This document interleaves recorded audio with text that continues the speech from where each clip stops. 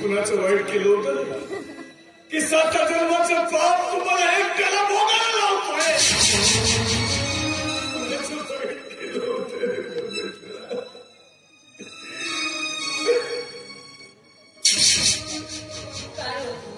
कोणाशी बोलतात? त्या परमेश्वराला विचारतोय माझ्या मनातील अनुत्तरित प्रश्न. मी जे केलं ते पाप होतंय की पुण्य होतंय तेच त्या परमेश्वराला विचारतोय. काही नाही भोग आहेत आपल्या नशिबात. काय ग माया तुझी प्रकृती काय मला म्हणजे काय झालं मी ठीकच आहे. बस थोडीशी चक्कर आल्यासारखी वाटते. माया उगाच विचार करू नकोस. पण आपल्या आदित्य भाऊजींविषयी खूप स्वप्न होती तो आपली. अगं माणसाने स्वप्न कधीही रंगवू नये कारण साऱ्या गोष्टी ह्या माणसाच्या मनाप्रमाणे घडत नसतात. हे जर माणसाचं स्वप्न उतरलं गेलं बनलं गेलं की उद्ध्वस्त मनाचा मेर माणसाला कधीच साधता येत नाही.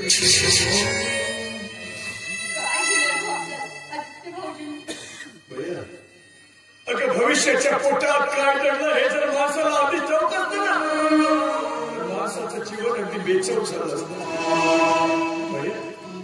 उगाच विचार करू नकोस.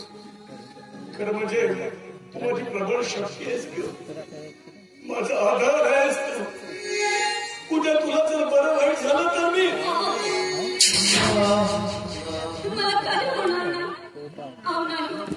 मला भरभरून जगायचंय. मला तुमच्यासाठी जगायचंय. मला आपल्या आईसाठी जगायचंय. पण भाऊजींविषयी खूप स्वप्न होती. लग्न होऊन 4 महिने झाले तुम्ही घर करून घराकडे बिलकुल सुद्धा पाहिलं नाही त्यांनी. खरं सांगतो अगं पुढे पाऊल टाकणाऱ्या माणसाने कधीच मागे वळून बघू नये का.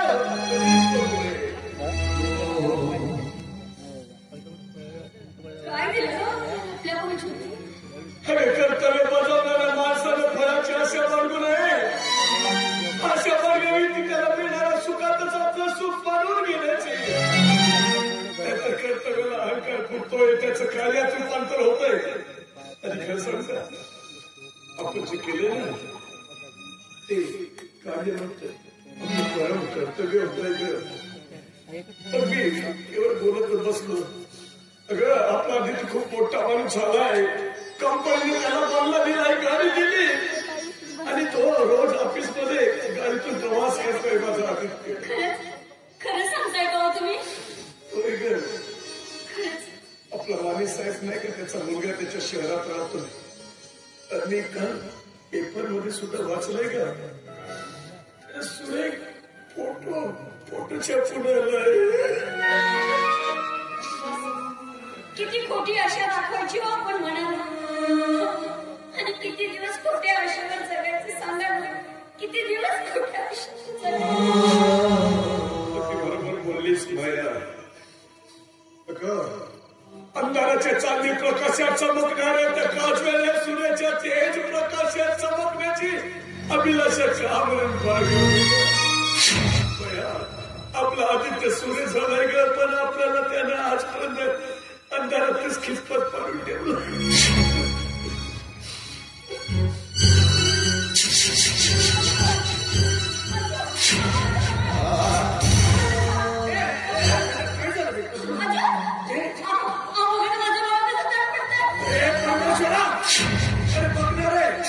माझा अजूबा जगण्यासाठी घर पाहतो आणि तुला त्याची नाही.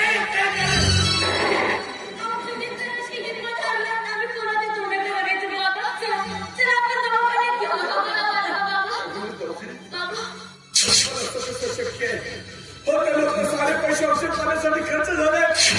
आता फुटकी कवडी सुद्धा नाही. तू म्हणतेस की दवाखान्यात घेऊन चल. हे परमेश्वरा काय आमच्या संसाराच्या तमाशा करून ठेवला. तमाशा करून ठेवला.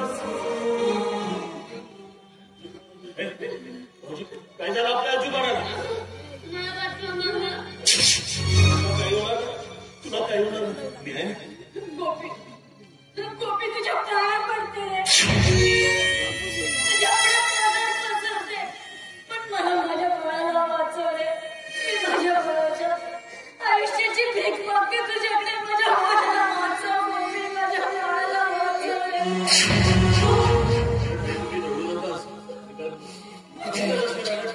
तर याला आधार कोण दिला? गोपी मी असं म्हणतो ठरलोय, पण आज बाप असं सुद्धा स्वतःच्या मुलासाठी काहीच करू शकत नाही. गोपी असं म्हणतो ठरलोय. काळजी करू नका, तू लवकर आठ. आपल्या आजूबाजूला लवकरात लवकर दवाखान्यात घेऊन जायला पाहिजे. पण गोपी त्यासाठी पैसे होत ना, तुमची केवढी सुद्धा झालेले पाहिजे.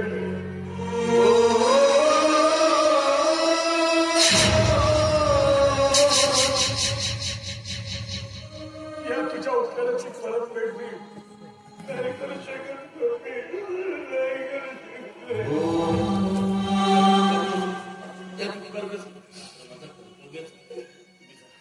लवकर त्याला दवाखान्यात घेऊन जा.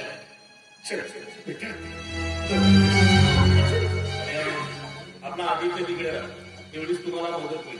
मी तसं 1-2 दिवसात येणार.